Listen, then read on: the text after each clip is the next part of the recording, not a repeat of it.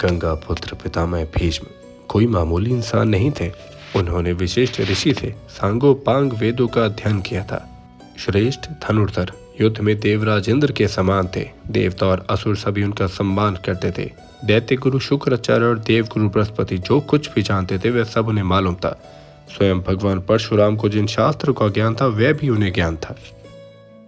25वां अध्याय। राजश्री शांतनु का गंगा से विवाह और भीष्म का जन्म और युवराज होना। राजा शांतनु ने गंगा से कहा, तू कौन है, किसकी पुत्री है, इन बच्चों को क्यों मार रही है? अरे पुत्री धन, ये तो महान पाप है।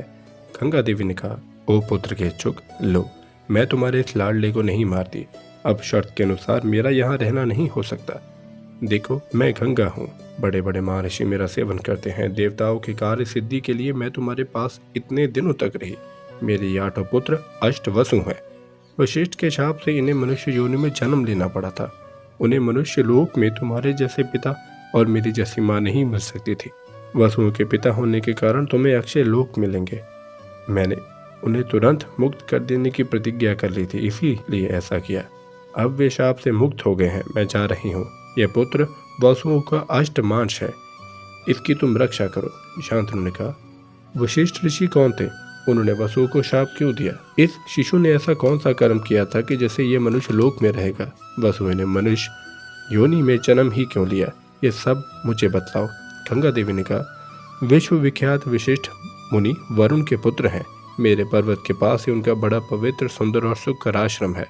वे वही तपस्या करते हैं। कामधेनु की पुत्री नंदिनी उन्हें यज्ञ का हविष्य देने के लिए वहीं रहती है, जो कि एक गाय है। एक बार पृथु आदि वसु अपनी पत्नियों के साथ उस वन में आए। एक वसु पत्नी की दृष्टि समस्त कामनाओं को पूर्ण करने वाली नंदिनी पर पड़ गई। उसे अपने पति धौ नामक वसु को दिखाया। वसु ने कहा, प्रिय, ये सर्वोत्तम गौ विशिष्ट मुनि की है। यदि कोई मनुष्य इसका दूध पी ले तो 10,000 वर्ष तक जीवित रहे और जवान रहे। वसु पत्नी ने कहा, मैं अपनी सखी के लिए ये गाय चाहती हूँ।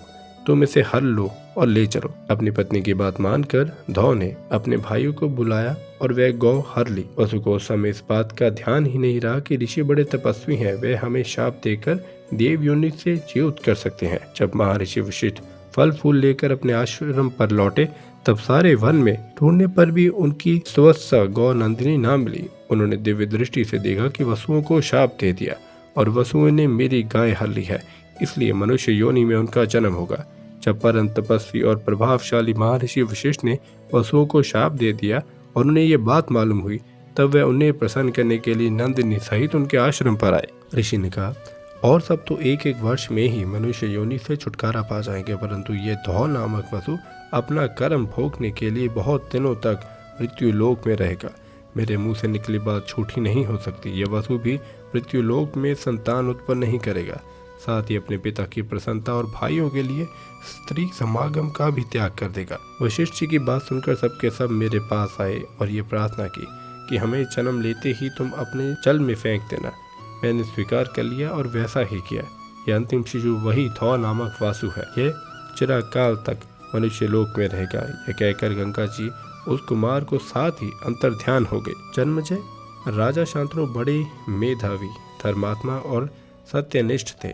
बड़े बड़े देव ऋषि और राजश्री उनका सत्कार करते थे। इंद्रिय निग्रह, दान, क्षमा, ज्ञान, संकोच, धैर्य और तेज उनमें स्वाभाविक रूप से विद्यमान थे।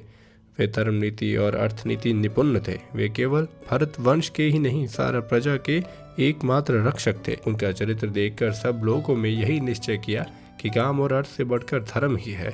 उन दिनों धार्मिकता में सबसे बढ़ चढ़कर वे ही थे। प्रजा का शोक, भय और बाधा मिट गई थी। सब सुखी नींद से सोते और जागते।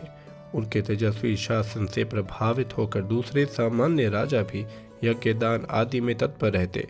वर्ण, आश्रम, धर्म की उत्तरोत्तर वृद्धि होने लगी। क्षत्रिय ब्राह्मणों की सेवा करते वैश्य क्षत्रियों के अनुगामी रहते और शूद्र ब्राह्मण क्षत्रिय तथा वैश्यों की प्रेम से सेवा करते। उनकी राजधानी थी हस्तिनापुर। वहीं से वे सारी पृथ्वी का शासन करते थे। उनके राजकाल में पशु, शुकर, हिरण और पक्षी तक को कोई मार नहीं सकता था।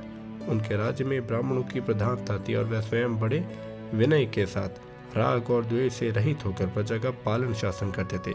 देवता, ऋषि और पितरों के यज्ञ के लिए उद्योग होता रहता था। राजा शांतनु दुखी, अनाथ और पशु पक्षी सभी प्राणियों की रक्षा करते। उस समय सबकी वाणी सत्य की आश्रित थी और सबका मन दान के लिए उत्साहित था।